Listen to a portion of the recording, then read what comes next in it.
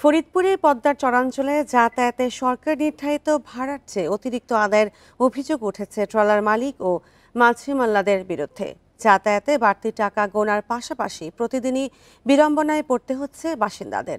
এছাড়া ঘাট অব্যবস্থাপনা সহ রয়েছে নানা অভিযোগ। ইজারা শর্ত লঙ্ঘনকারীদের বিরুদ্ধে ব্যবস্থা নেওয়ার আশ্বাস দিয়েছে প্রশাসন।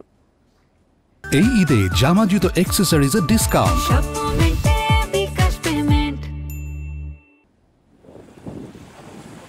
ফরিদপুরে পদ্মায় জেগে ওঠা বিভিন্ন চরবাসীর জেলা সদরে যাতায়াতের একমাত্র মাধ্যম নৌকা।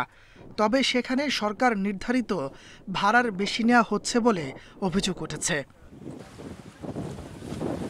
ভুক্তভোগীরা জানায়, শহরের ধলার মোড় ও টেপুরাকান্দি ঘাট থেকে কবিরপুর চর, মোহনমিয়ার হাটসহ বিভিন্ন চরে যেতে জনপ্রতি নির্ধারিত ভাড়া ৩০ টাকা হলেও নেওয়া হচ্ছে ৫০ থেকে ৬০ টাকা।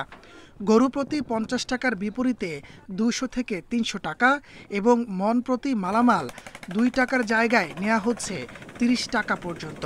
গত বছরও আমরা ৩০ টাকা ভাড়া দিছি এই ঘাটে, এই সেমবি ঘাট থেকে কবিরপুর চর।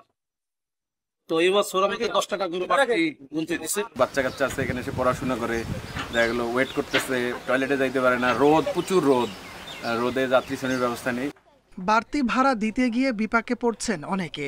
মাঝে মধ্যে প্রশাসন অভিযান চালালেও কোনো কাজে আসছে না বলে অভিযোগ জনপ্রতিনিধিদের। সরকারিভাবে যে রেটটা দেওয়া আছে ওই রেটে হয় না, একটু আপ ডাউন সবসময় থাকে এবং এই ব্যাপারে প্রশাসনিকভাবে কিছু কিছু সময় দেখা যায় সেটা কথা বলে আবার যা তাই। খেয়াঘাট ইজারায় সরকার নির্ধারিত ভাড়ার চেয়ে বেশি নেয়ার অভিযোগ পেয়েছে প্রশাসন। ইজারা চুক্তি অমান্যকারীদের বিরুদ্ধে ব্যবস্থা নেওয়ার কথা জানিয়েছে উপজেলা নির্বাহী কর্মকর্তা।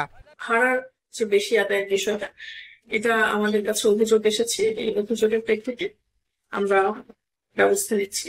আমি এসএলএমকে বলেছি সরেজমিনে যে এটার বিষয়ে ব্যবস্থা নেবে।